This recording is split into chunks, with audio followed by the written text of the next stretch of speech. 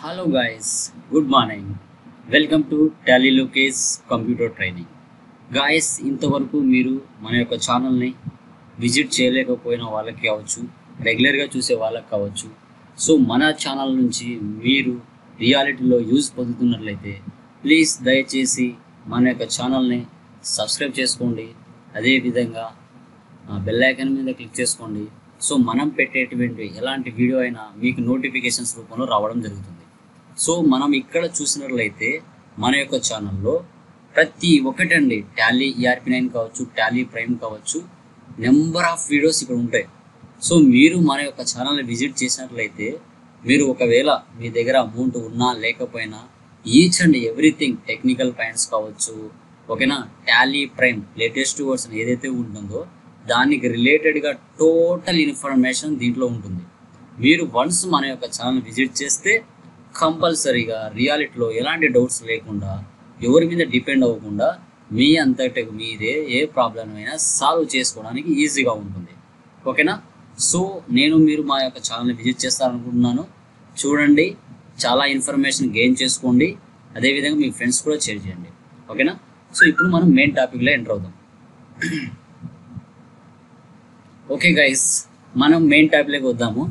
మనం ఇంతకుముందు క్లాస్లో చెప్పుకున్నట్టుగా టాలీలో ఇంపార్టెంట్ సంబంధించిన కొన్ని ఇంటర్వ్యూ క్వశ్చన్స్ అనేది మీకు చెప్పడం జరిగింది. ఓకేనా? లాస్ట్ క్లాస్లో మీరు చూడండి ఇంటర్వ్యూ క్వశ్చన్స్ ఏంటి టాలీకి సంబంధించి చెప్పుకున్నాం. ఇప్పుడు ఈ క్లాస్లో ఏంటంటే ఓన్లీ జిఎస్టీ మినిమం అడిగే క్వశ్చన్స్ ఏమున్నాయి. రేపు మీరు ఇంటర్వ్యూకి వెళ్ళినా మినిమం, ఎందుకంటే రియాలిటీలో మన ట్రాన్సాక్షన్స్ ఎలా ఎంటర్ చేయాలో తెలిసి ఉండాలి. అదేవిధంగా ఇప్పుడు మనం యాజ్ ఏ బీకామ్ స్టూడెంట్ కావచ్చు, ఎంకామ్ స్టూడెంట్స్ కావచ్చు, MBA స్టూడెంట్స్ కావచ్చు, మినిమం నాలెడ్జ్ మనకి మార్కెటింగ్ మీద ఉందా లేదా అనేది కూడా వాళ్ళు టెస్ట్ చేయడం జరుగుతుంది. ఓకేనా? ఎలాంటి చేంజెస్ వస్తున్నాయి ఇండియాలో, ఓకేనా, అనేది కూడా వాళ్ళు అడుగుతారు. అవేర్నెస్ ఉందా లేదా, వాటి ట్యాక్సెస్ అంటే ఏంటి, GST వచ్చిన తర్వాత ఇలాంటివి మారిపోయాయి, వాటి మీద కొన్ని అడగచ్చు. అలా చాలామంది కామెంట్స్ పెట్టారు కాబట్టి సో మనం ఈ ఇంటర్వ్యూ క్వశ్చన్స్ అనేది మీకు చెప్పడం జరుగుతుంది. హలో గైస్, ఏంటంబా మీరు మన యొక్క వీడియోస్ చూస్తున్నారు, యూజ్ పొందుతున్నారు, ఒక లైక్ చేయండి, తప్పేముంది, కామెంట్ పెట్టండి, బాగుంటే కదా. ఎందుకు చూసి సరిగా వెళ్ళిపోతున్నారు? మాకు కొంచెం ఎంకరేజ్మెంట్ ఉంటుంది కదా. ఒక ఎడిటింగ్ చేయాలంటే ఎంత టైం పడుతుందో తెలుసా? సో దయచేసి మీ వాల్యుబుల్ టైంలో అలా పక్కన ఒక బెల్ ఐకాన్ ఉంటుంది, అదేవిధంగా లైక్ ఉంటుంది, కామెంట్స్ ఉంటాయి, పెట్టండి అబ్బా, మాకు కొంచెం ఎంకరేజ్మెంట్ ఉంటుంది. ఓకేనా? సో మీరు పెడుతున్నారని నేను ఊహించుకుంటున్నాను. Okay, done. మన క్లాస్లోకి వద్దాం. ఫస్ట్ చూడండి గైస్, GSTకి సంబంధించిన ఇంటర్వ్యూ క్వశ్చన్స్ ఇవి. ఓకేనా? ఒక 35 ఉన్నాయి. ఇవి మీరు పర్ఫెక్ట్గా నేర్చుకుంటే, లాస్ట్ క్లాస్లో టాలీ గురించి కూడా కొన్ని ఇంటర్వ్యూ క్వశ్చన్స్ ఉన్నాయి, అవి నేర్చుకుంటే మీకు రియాలిటీలో ఎలాంటి డౌట్స్ రావు, అదైతే పక్కా. నెక్స్ట్ అకౌంటింగ్ కూడా సంబంధించి ఒక వీడియో కూడా పెడతాను, అది కూడా చూడండి, మంచిగా ఉంటుంది. ఓకేనా? సో అది ఫస్ట్ చూడండి. ఇక్కడ వాట్ ఈజ్ ఎ GST ఏంటి, దాని ఫుల్ ఫామ్ ఏంటి అంటే goods and services tax. So ఇది ఇండైరెక్ట్ ట్యాక్స్ సంబంధించింది ఇండియాలో. ఓకేనా? మనకి ఏమిటంటే ఇక్కడ నేను ఓన్లీ అబ్రివేషన్స్ మాత్రమే చెప్తాను, కొంచెం లెంతీగా చెప్పాను, లిమిట్గా చెప్తాను. ఆల్రెడీ వీటి గురించి నేను ఎక్స్ప్లెయిన్ చేస్తుంటాను వీడియోస్లో, అవి చూసుకోండి. ఓకేనా? సో ఇది మనకి ఇండియాలో నరేంద్ర మోడీ ద్వారా మన ఇండియాలో దీన్ని లాంచ్ చేయడం జరిగింది. ఓకే, అది ఎందుకు ఎలా అనేది మన పాత వీడియోస్లో ఉంటాయి, చూసుకోండి. ఓకే, తర్వాత what are the types of dealers. So మార్కెట్లో మనకి ఎన్ని టైప్స్ ఆఫ్ డీలర్స్ ఉన్నారు అంటే రెగ్యులర్ డీలర్స్ ఉన్నారు, తర్వాత అన్రిజిస్టర్డ్ డీలర్స్ ఉన్నారు, కాంపోజిషన్ డీలర్స్ ఉన్నారు, కన్సూమర్స్ ఉన్నారు. ఎవరు వీళ్ళంతా అంటే ఎవరైతే గవర్నమెంట్కి ట్యాక్స్ పే చేస్తారో వాళ్ళని ఈ డీలర్స్ అని చెప్తాం. ఎవరెవరు ఎంత పే చేయాలి సార్ అని మీకు డౌట్ రావచ్చు. రెగ్యులర్ డీలర్స్ అంటే పర్ ఇయర్కి వీళ్ళు 20 lakhs అబోవ్ బిజినెస్ జరిగితే వీరు గవర్నమెంట్కి ట్యాక్స్ పే చేయాలి. అన్రిజిస్టర్డ్స్ అంటే 20 lakhs బిలోనే వాళ్ళ బిజినెస్ జరుగుతుంది కాబట్టి వాళ్ళు ఎలాంటి పే చేయాల్సిన అవసరం ఉండదు. కాంపోజిషన్ అంటే వీళ్ళు పర్ ఇయర్కి 1.5 crore జరిగినట్లయితే వీళ్ళు గవర్నమెంట్కి 1% ట్యాక్స్ పే చేయాల్సి వస్తుంది. కన్సూమర్స్ అంటే మనలాంటి వాళ్ళు కొనటం యూజ్ చేసుకుంటాం, మనం ఎలాంటి గవర్నమెంట్కి ట్యాక్స్ అనేది వేయం. ఓకేనా? అదే అనమాట, అర్థమైంది కదా. Next one, what are the types of taxes. మనకు మార్కెట్లో ఎన్ని రకాల టైప్ ఆఫ్ ట్యాక్సెస్ ఉన్నాయి ఇండియాలో అంటే డైరెక్ట్ ట్యాక్సెస్ ఉన్నాయి, ఇండైరెక్ట్ ట్యాక్సెస్ ఉన్నాయి. సో డైరెక్ట్ ట్యాక్సెస్ కింద ఏమొస్తాయి చెప్తాను, ఇండైరెక్ట్ ట్యాక్సెస్ కింద ఏమొస్తాయి కూడా డిస్కస్ చేసుకున్నాం. ఓకేనా? సో అది ఇక్కడ చూద్దాం. Which year GST implemented in India. ఏ సంవత్సరంలో మన ఇండియాలో GSTని ఇంప్లిమెంట్ చేశారు అంటే July 2017 ఈ డేట్లో మన ఇండియాలో దీన్ని లాంచ్ చేయడం జరిగింది. ఎవరి ద్వారా అంటే పిఎం నరేంద్ర మోడీ ద్వారా. సో ఈ కాన్సెప్ట్ని తీసుకొచ్చిన వారు ఎవరంటే అటల్ బిహారీ వాజ్పేయి గారు 2000 సంవత్సరంలో. కానీ ఆయన వల్ల కాలేదు. ఇప్పుడు ప్రజెంట్ మోడీ వల్ల అయిందనమాట. ఓకేనా. సో అది next one, which country first GST implemented? A country idea ఉందా? ఫ్రాన్స్ కంట్రీ ఫస్ట్ జిఎస్టీని ఇంప్లిమెంట్ చేశారు. అది గుర్తుపెట్టుకోవాలి. తర్వాత next one, which countries have dual tax structure? అసలు డ్యూయల్ ట్యాక్స్ స్ట్రక్చర్ అంటే ఏమిటి అంటే, ఈ డ్యూయల్ అనేది ఏ దేశాలలో ఇంప్లిమెంట్ చేశారు అంటే కెనడా, బ్రెజిల్, తర్వాత ఇండియా. అంటే ఏంటి? స్టేట్ గవర్నమెంట్ తీసుకుంటుంది ట్యాక్స్, సెంట్రల్ గవర్నమెంట్ తీసుకుంటుంది. ఇద్దరు కలిసి తీసుకునే దాన్ని డ్యూయల్ ట్యాక్స్ స్ట్రక్చర్ అంటాం. కొన్ని దేశాల్లో దేనికైతే సపరేట్గా ఉంటుంది. ఓకేనా. సో అందుకోసం మనం ఈ మూడింటిని మనం ఎంచుకోవడం జరిగింది. ఓకేనా. ప్రతి ఇది కూడా ఇంపార్టెంట్ గైస్. ఓకేనా. బాగా నేర్చుకోవాలి. మన ఛానల్ అంటేనే అకౌంట్స్కి సంబంధించి కావచ్చు, టాలీకి సంబంధించిన కావచ్చు, ఫుల్ ఇన్ఫర్మేషన్ ఉంటుంది. మీరు నేర్చుకోవడానికి మీకు ఓపిక కావాలంతే. ఇలా ఎడిటింగ్ చేసి నాలెడ్జ్ ఇవ్వడం నా బాధ్యత, నేర్చుకోవడం మీ బాధ్యత. అదేవిధంగా షేర్ చేయడం, లైక్ చేయడం, కామెంట్ చేయడం కూడా మీ బాధ్యతనే. అది మాత్రం మర్చిపోకండి. Okay. Next one, 7th one చూద్దాం. How many digits have GST number? ఎన్ని డిజిట్స్ ఉన్నాయి? 15 డిజిట్స్తో జిఎస్టీ నెంబర్ అనేది ఉంటుంది. ఓకేనా. ఫస్ట్ 2 డిజిట్స్ అనేది స్టేట్ కోడ్ అవుతుంది.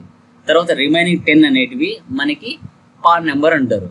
తర్వాత 1 entity code, Z default, and last number numerical కావచ్చు, యాజ్ యూజువల్ ఆల్ఫాబెట్ ఏదైనా కావచ్చు అనమాట.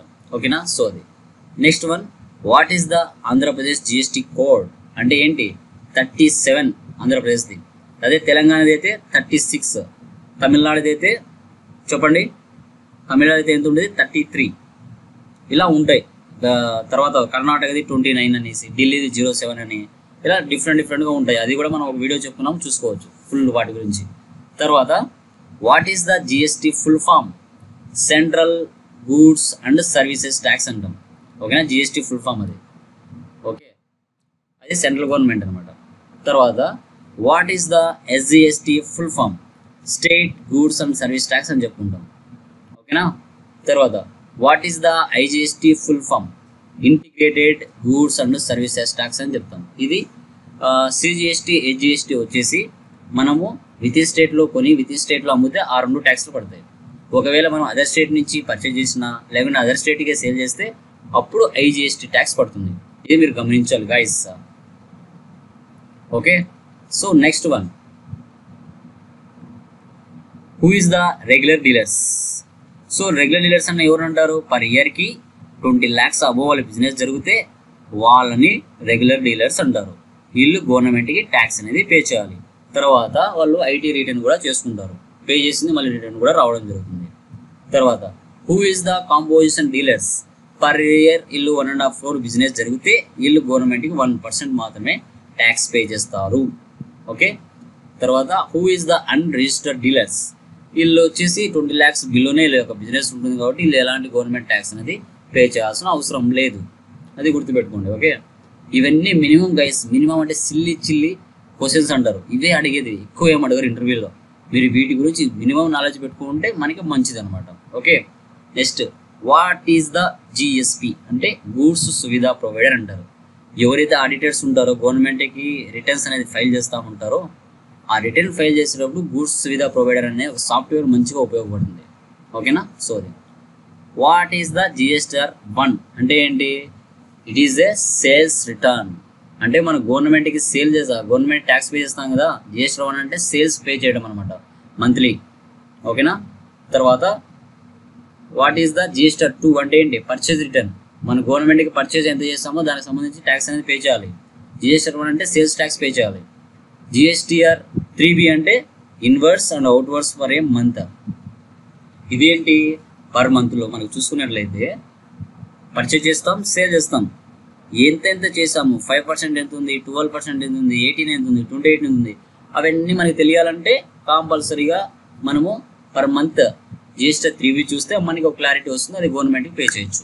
ఓకేనా. సో అది ఇంకా what is the GSTR 9? GSTR 9 అంటే ఏంటి? Annual return. యాన్యువల్ రిటర్న్ అంటే పర్ ఇయర్లో మన బిజినెస్ ఎంతైతే జరిగిందో దానికి రిలేటెడ్ అమౌంట్ అనేది మనం పే చేయాల్సి వస్తుంది. ఓకేనా.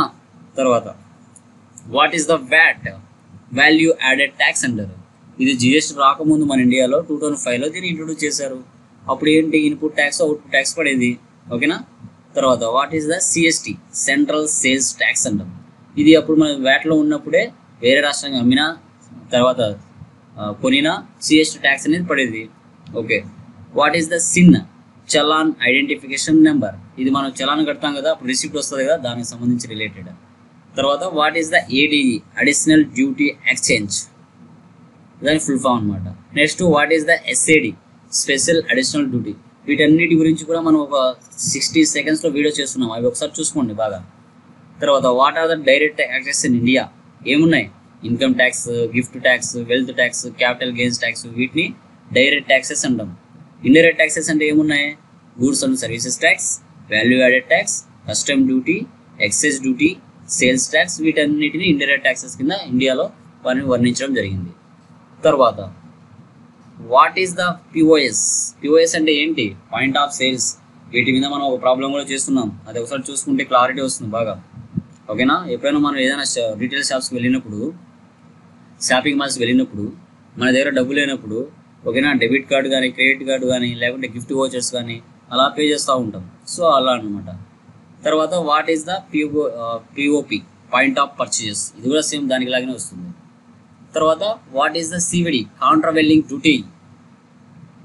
సివిడిని కాంట్రావెల్లింగ్ డ్యూటీ అంటారు. ఓకేనా. Next what are the GST slabs in India. ఎన్ని స్లాబ్స్ ఉన్నాయి, 5 ఉన్నాయి. ఏంటివి అవి, 0%, 5%, 12%, 18%, 28%. వీటిని స్లాబ్స్ అంటారు, అది గుర్తుపెట్టుకోవాలి. Okay. Next what is the IT, IT means income tax. ఓకేనా. ఇన్కమ్ ట్యాక్స్ ఫైల్ చేస్తూ అంటారు కదా ఆడిటర్స్, దానికి సంబంధించింది అనమాట. Next how many state codes are in India, ఎన్ని ఉన్నాయి, టోటల్ 37 కోడ్స్ ఉన్నాయి. ఓకేనా. జమ్మూ కాశ్మీర్ నుంచి చూసుకుంటే లాస్ట్ కొత్తగా ఏర్పడింది కదా రాష్ట్రం ఆంధ్రప్రదేశ్ అండ్ తెలంగాణ సపరేట్గా 37 కోడ్స్ ఉంటాయి. ఓకేనా. తర్వాత what is the registration process documents. So మనకు మినిమం ఇప్పుడు ఆడిటర్ దగ్గరికి వెళ్ళి మినిమం ఇవ్వాల్సిన డాక్యుమెంట్స్ ఏంటి, ఒక జిఎస్టీ నెంబర్ మనకు రావాలి అంటే email ID, photos, name of company, address, ఓకేనా, లాస్ట్ వ్యాట్ సంబంధించిన టిన్ నెంబరు, ఓకే, ఇవన్నీ సబ్మిట్ చేయాల్సి వస్తుంది. మినిమం డాక్యుమెంట్స్ ఇవి అనమాట. ఓకేనా. నెక్స్ట్ టిన్ అంటే ఏంటి, టిన్ అనేది వ్యాట్లో ఉన్నప్పుడు ఉండేదన్నమాట. ట్యాక్స్ ఐడెంటిఫికేషన్ నెంబర్ అంటారు, అప్పుడు అది 9 డిజిట్స్ మ్యాక్సిమం ఉండాలి. ఈ హెచ్ఎస్ఎన్ అంటే harmonised system of human culture అంటారు. మన ఇండియాలో ఉన్న 5,000 ప్రోడక్ట్స్లో వరల్డ్ ఉన్న మొత్తం 5,000 ప్రోడక్ట్స్ మీద కావచ్చు, ఇంకా ఎక్కువనే కావచ్చు. ఓకేనా. దాని ప్రతి ఒక్క నెంబర్కి 6 డిజిట్స్తో ఒక హెచ్ఎస్ఎన్ నెంబర్ అని ఉంటుంది. సో దాన్ని హెచ్ఎస్ఎన్ అంటారు. గాయస్ ఇది చాలా చాలా చాలా చాలా చాలా ఇంపార్టెంట్. మీకు ఓపిక ఉంటే ఎక్కడైనా స్కిప్ చేసుకోకుండా చూస్తే మంచిగా మన యొక్క ఛానల్లో మీరు నాలెడ్జ్ పొందుతారు. అదైతే పక్కగా నేను గ్యారంటీగా చెప్పగలను. ఓకేనా. మీరు నాకు చేయాలి హెల్ప్ అబ్బా, చూస్తున్నారు కానీ వ్యూస్ ఏమో వస్తున్నాయి, లైక్స్ రావట్లేదు, అది తప్పు కదా. ఏమవుతుంది, లైక్ చేయండి, కామెంట్ చేయండి, మంచిగా అనిపిస్తే అలా చూసి వెళ్ళిపోద్దండి. ఓకేనా. ఎంతో కష్టపడి మేము వీడియో ఎడిటింగ్ చేస్తూ ఉంటాం, ఒక్కసారి అర్థం చేసుకోండి. ఓకేనా. సో మీరు చేస్తారు, ఐ నో ఇలా అడుగుతున్నామని తప్పుగా కదని, బట్ అడగాలి, తప్పదు. ఓకేనా. సో మన యొక్క ఛానల్ విజిట్ చేయండి, మంచిగా నాలెడ్జ్ గెయిన్ చేసుకోండి. అదేవిధంగా మీ ఫ్రెండ్స్కి షేర్ చేయండి, లైక్ చేయండి. Okay. Thank you very much guys.